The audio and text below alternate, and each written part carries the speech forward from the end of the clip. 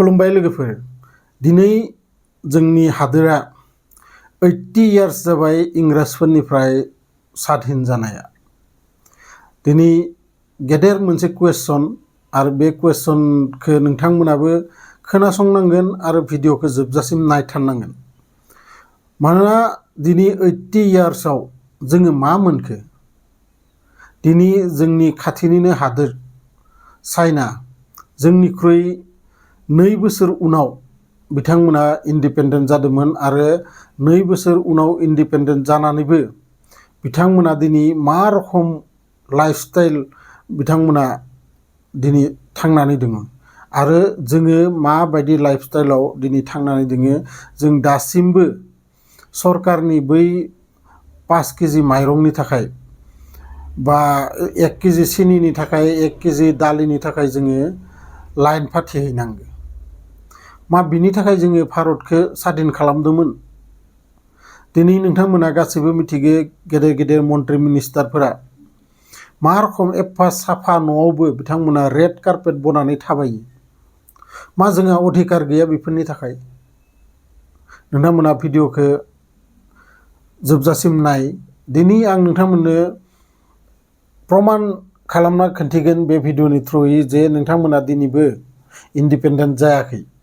नोंथांमोना जानो हागौ जे प्रत्येक 15 आगस्टआव नोंथांमोना जोंनि भारतनि फिरफिरा लानानै नोंथांमोना 15 आगस्टखौ मानियो बा बयबो स्कुलाव फिरफिला दिखांनानै जनगण मन अधि बेफोरखौ नोंथांमोना रोजाबो। नाथाय बे रोजाबनायानो जोंनि दायित्व नङा। बे मोनसे कुवेश्चन। आरो जेब्लासिम जोङो जोंनि अधिकारखौ मिथिया, जेब्लासिम जोङो जोंनि बै इंराजनि समाव जाबायदि गुलामी खालामदोंमोन बैफोरबायदि गुलामीखौ दिनै जोङो मन्त्रि MLA फोरनि सिङाव जाबायदि बिसोर फैबा जेन बिराद गेदेर भगबान फैनाय बायदि जोङो खोन्थियो। बै गुलामनि सभाबखौ गारागौमानि जोङो बिदिनो थाबाय थानांगोन आरो जोंनि हादोरा जेब्लाबो डेभेलप जानो हाया। आरो बेयाव मेन जोंनि मानसिनि थिंकिं, जोंनि साननाय आरो जोंनि साननाया मब्ला डेभेलप जागोन? जेब्ला जोङो इडुकेटेड जागोन। आरो बिनि थाखायनो जोङो बयनिख्रुइ सिगां आखायाव लानांगोन जोंनि इडुकेसन सिस्टेमा मोजां जाथों। आरो बे इडुकेसन सिस्टेमखौ मोजां खालामनो थाखाय नोंथांमोना मास मोनसे जासिगोन क'क्राझ जनता पार्टी होननाय मोनसे पार्टी दिहुनदोंमोन आरो बिथांमोना दिल्लीयाव आन्दलन खालामनानै बुजानानै मास मोनसे जाया लोङा जना थानानै बिथांमोना धर्मेन्द्र प्रधानखौ रिजाइन खालामहोदोंमोन। आरो बे आन्दलना जास्ट मोनसे ट्रेलारसो। दाखालि बावैसो बै क'क्राझ जनता पार्टीनि जाय फाउन्डार बिथां अभिजित दिपकेया बुंबावदो 15 आगस्टनिफ्राय मोनसे गोदान आन्दलन स्टार्ट खालामगोन पुरा इन्डियायावनो। आरो बे आन्दलनाव नोंथाङाबो बाहागो लानांगोन, आंबो बाहागो लानांगोन, गासैबो बाहागो लानांगोन। अब्लासो जोंनि भारतआ सानसे बे वर्ल्डनि नाम्बार 1 हादोर जानो हागोन। जोंनाव सब दं, हा दं, दैमा दं, हाजो दं बा सब रखमनि एनार्जि जोंनि भारतआव दं। नाथाय जोंनि जि जोङो जायखौ सायख'नानै हरो जोंखौ भारतखौ सालायनो थाखाय बिसोरो बदल बदल खनसे BJPआ लुथिलाय, खनसे कंग्रेसआ लुथिलाय, बिदिनो लुथि दिनै 80 इयार्स जालांबाय। थेवबो जोंनि भारत हादोरा बिदिनो दोंबाय दोङो गुलामनि रखम। जोङो बै MLA मिनिस्टार फैबा फज'यो, सनमान होयो। नाथाय नोंथाङाबोदि मोनसे हादोराव थाबाथाय सनमान मोननांगौ, बै सनमानखौ नोंथाङा मोनाखै। आरो माबोरै मोनाखै आं नोंथांमोननो खोन्थानि। नोंथांनिफ्राय थाइसे बुस्थुनि नोंथाङा दि बायोना, बै बायनायनिफ्राय एसे टेक्स नोंथाङाबो बे भारत सरकारनो हरगासिनो दङ। आरो बे टेक्सनि फैसाखौ मानो हरो? जाहाथे जोंनि भारत हादोरा डेभेलपनि खामानि मावनो हायो बा लामाफोरखौ बानायनो हायो, स्कुलफोरखौ डेभेलप बानायनो हायो, मेडिकेलफोरखौ बानायनो हायो। नाथाय बै MLA मिनिस्टारफोरा मा खालामदों जोंनि थाखाखौ जोंनि थाखाजों बिथांमोना गेदेर गेदेर इलेक्सनफोराव गेदेर गेदेर मिटिं खुङो बिसोरनि उन उन हाजार हाजार गारि खारथिं होयो नोंथांनि न'आव सोरबा जुदि दिनै गेदेर बेमार जायोबाथाय बै बेरामाव नोंथाङा अबे हस्पिटालाव लाना थाङो नोंथाङा फोथायनाय दोङो ना सोरबा सरकारि हस्पिटालाव फाहामना हरगोन होननानै गैया मानो गैया नोंथाङा मिथिगो जे सरकारि हस्पिटालाव लांनाय लोगो लोगो बै सरकारि हस्पिटालाव डाक्टरा थायो ना थाया डाक्टरा मब्ला फैयो बिनि कुनु गेरेन्टि गैया दिनै भारताव बांसिनानो सरकारि स्कुलनिख्रुइ प्राइभेट स्कुलनि सायाव बांसिन फोथायो जानो हागौ प्राइभेट स्कुलनि टिचारफोरनि दरमाहाया 1500 बा 15,000 10,000ल' आरो सरकारि स्कुलाव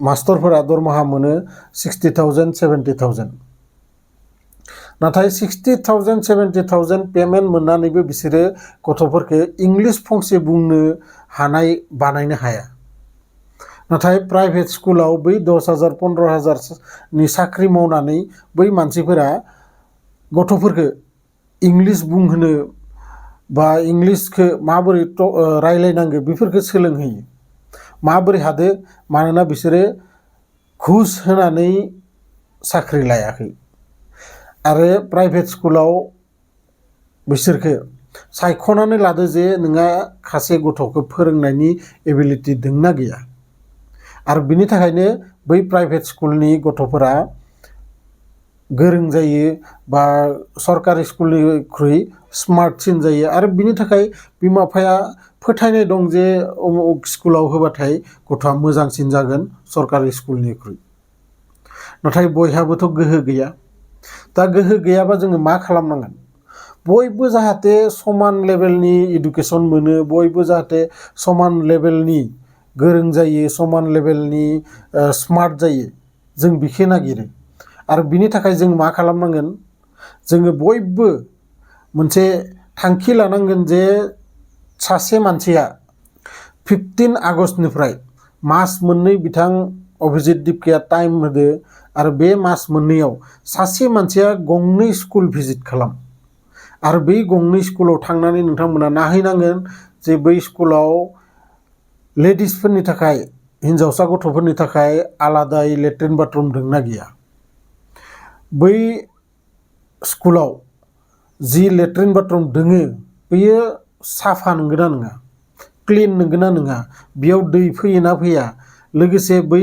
स्कुलाव कारेन्ट दंना गैया लोगोसे कारेन्ट थाबानो जाया जे फेन दंना गैया बैफोरखौ गासैखौबो नोंथाङा भिडिअ रेकर्डिं खालाम नोंथांमोना खोन्था जे आं दिनै बे स्कुलाव दोङो आरो बे स्कुलनि अबस्थाखौ नोंथांमोना खोन्थिनांगोन जे मा रखम गथ'फोरा हायाव जयो ना टेबुलाव जयो बेफोरखौ गासैखौबो नोंथांमोना रेकर्डिं खालामनानै इन्स्टाग्रामाव रिल्स बानायनानै हेगारना हो आरो बे मोनसे आन्दलन आरो आन्दलना नोंथांमोना मिथिगौ जे ससियेल मिडियानि थ्रुयै नोंथाङा जेसेबां केपचार खालामनो हागोन बिनि नोंथाङा मिटिं खुंनानै एसेबां केपचार खालामनो हाया आरो बिनि थाखायनो ससियेल मिडियायानो आजिखालि जुगाव बिराद मोनसे स्ट्रेंथ नोंथांनि आवाजखौ दिखांनो थाखाय नोंथांनि बाथ्राखौ मानसिफोरनिसिम मोनहैनो थाखाय आसा खालामो नोंथांमोना आं जि बुंनो सानदों नोंथांमोना बुजिनानै मोनदों गोबाङानो गोदो आंनाव कमेन्ट्स हरोमोन जे नोंथांनि बाथ्राखौनो जोङो बुजिना मोना बर' रोंगोन ना रोङा